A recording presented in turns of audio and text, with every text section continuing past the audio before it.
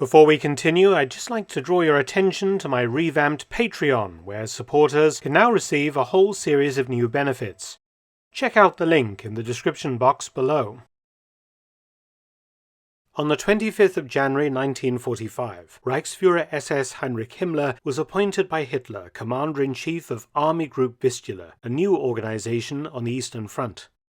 On the face of it, this appointment appeared to be military madness, for apart from just under 2 years' service in the regular and reserve armies at the end of World War I and just afterwards, Himmler, who had only ever held the rank of Fahnenjunker or officer cadet, had no real command experience and no apparent aptitude for such a momentous task. However, Himmler came to the Eastern Front directly from command in the West. Since late 1944 until a day before, Himmler had been commanding Army Group Upper Rhine during the Ardennes Offensive's support operation codenamed Nordwind in Alsace, further south. I've made a video all about Himmler's command, link in the end screen, but suffice it to say that despite his military inexperience, he had achieved some tactical victories. His subordinate professional army and Waffen-SS officers had launched several operations under his oversight during Nordwind, primarily Operation Sonnenwende or Winter Solstice, that had seen his forces establish a bridgehead north of the city of Strasbourg, advance the Colmar Pocket some miles north to the south of Strasbourg, and later managed to effect a link-up of his forces with those of the Nordwind offensive at his bridgehead. Modest gains, but nonetheless not the military disaster usually portrayed by historians. His move to command in the East was political. With the attempt on his life of the 20th of July 1944 still fresh in his mind, Hitler had grown increasingly distrustful of the regular army and formed Army Group Vistula, placing Himmler in charge. Because he admired the Reichsfuhrer's organizational talents, and it was also, of course, a political move because Himmler was greatly feared by most people in Germany and completely trusted by Hitler. Himmler was handed a seemingly impossible task: halt the Red Army's Vistula-Oder offensive into Pomerania. Army Group Vistula numbered just under 200,000 troops, split between 3 armies. The 9th Army under General Theodor Büsser holding the line on the Oder River, Generaloberst Walter Weiss's 2nd Army defending a long section of front from Elbing in the east running west through Pomerania, and the 11th SS Panzer Army under Obergruppenführer Felix Steiner, which was very weak and more an army on paper. This army was created on Himmler's express order. This video series is concentrated on a bridgehead battle that was fought by one of Germany's most famous SS officers, Otto Skorzeny, the tall, scar-faced Austrian who had gained his fame and his medals conducting commando-type operations for Hitler. Firstly, the daring rescue of deposed Italian dictator Benito Mussolini from the top of a heavily guarded mountain in September 1943 using paratroopers and SS commandos brought in by glider. And secondly, Skorzeny's formation of a special panzer brigade during the Ardennes offensive that partly consisted of a special group of men dressed up as US soldiers, known as Einheit Stielau, that were sent behind enemy lines to sow confusion and chaos during the first days of the German attack in December 1944, a mission that they actually accomplished. As Soviet mechanized and armored spearheads were advancing towards the Oder River, Germany's last major water barrier in the east before Berlin, Hitler ordered Himmler to stop them. In the last week of January 1945, Skorzeny was at his headquarters at Friedenthal Castle, 20 kilometers north of Berlin, when Himmler telephoned him. Himmler ordered him to move immediately to the Oder River town of Schwedt with all the men he could muster and establish a bridgehead over the river there. The purpose of the bridgehead was to provide a jumping-off point for one prong of an ambitious counteroffensive Himmler was planning to enact, and destroy the Soviet spearhead and stop their drive towards Berlin.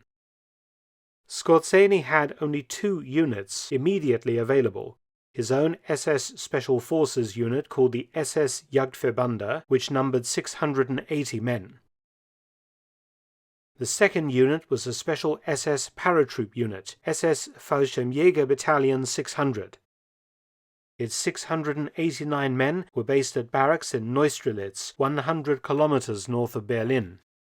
There were also a few sub-units, an SS Sturmkompanie with armored cars and half-tracks under Obersturmführer Otto Schwedt, an SS sniper platoon numbering 40 men, and an SS infantry gun company with 15-centimeter heavy infantry guns. Skorzeny moved extremely fast. The first motorized unit arrived at Schwedt in the early hours of the 31st of January 1945, with Skorzeny himself arriving at 7 a.m. The town was still in German hands and was an important communication center with 6 bridges over the Oder and a canal, but hardly any defenses or units existed in the town. The Soviets were still a few miles away when Skorzeny arrived, and he had probably a handful of days in which to establish his bridgehead. The town commandant said his only troops were 150 or so officer cadets undergoing an engineering course and a battalion of local Volkssturm Home Guards, perhaps in total 500 men. Skorzeny came up with an idea to bolster his forces. Retreating German troops were passing over the bridges through the town from battle-broken divisions shattered by the Soviets further east. Skorzeny ordered his SS paratroopers to start collecting these men and set up a battle school in the town to get them remilitarized into organizations capable of fighting and move them again into battle. He also ordered the town's Nazi Party leader to get all able-bodied civilians mobilized to dig positions for his men. It took Skorzeny 3 days to set up his bridgehead. Himmler had denied him proper artillery, but he used his own resources and sent out foraging patrols. One unit found 15 75mm anti-tank guns in a factory 30 miles south of Schwedt. He also found several 88mm flak guns and had these mounted on 8-ton semi-track vehicles, turning them into fearsome anti-tank weapons. More MG-42 machine guns were also sourced locally.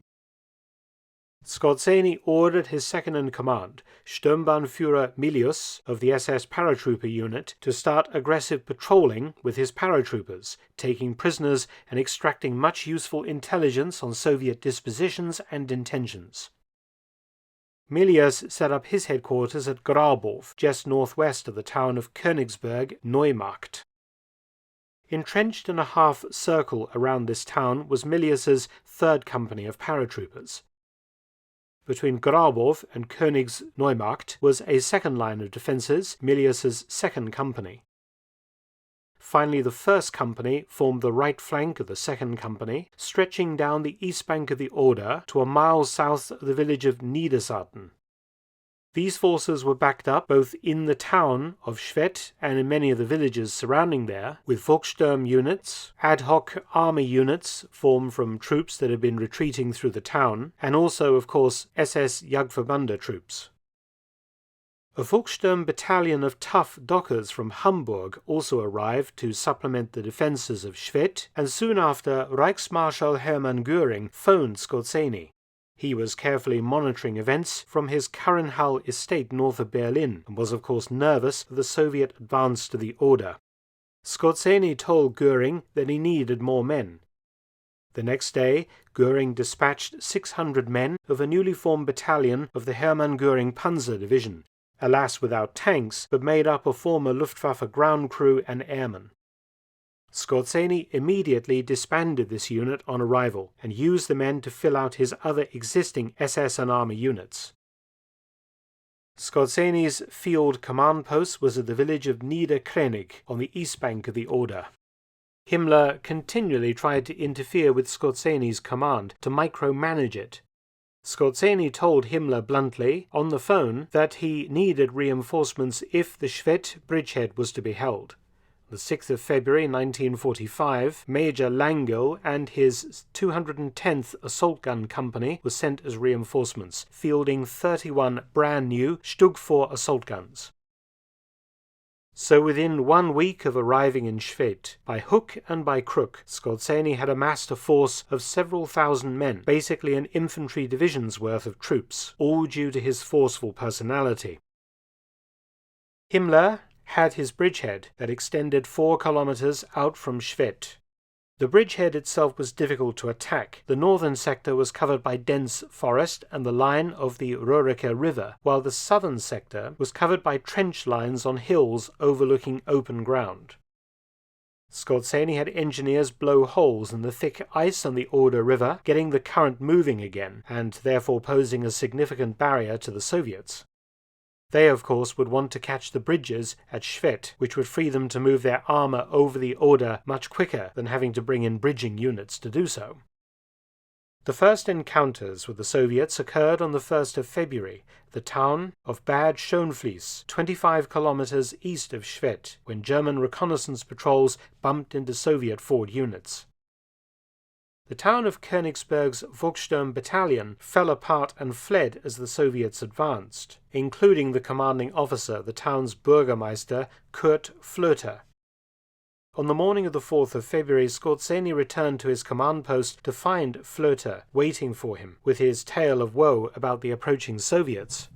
He basically told him the town had fallen. Skorzeny decided that Flöter had arbitrarily deserted his troops, which had caused the now leaderless Volkssturm battalion to fall apart. Skorzeny had Flöter arrested, court-martialed, and publicly hanged from a tree in the park in front of the town's castle, a placard around his neck that read, "I, Kurt Flöter, am hanging here because I deserted my town." End quote. The body was left up for 5 days as a warning, and Martin Bormann, Hitler's private secretary and the minister in charge of the NSDAP throughout Germany, formally complained of Skorzeny's actions. Bormann sent Gauleiter Emil Stürz to reprimand Skorzeny, but Skorzeny replied, "We tried your man not as a party official but as a soldier. But are not cowardice and desertion punishable in party leaders too?" End quote.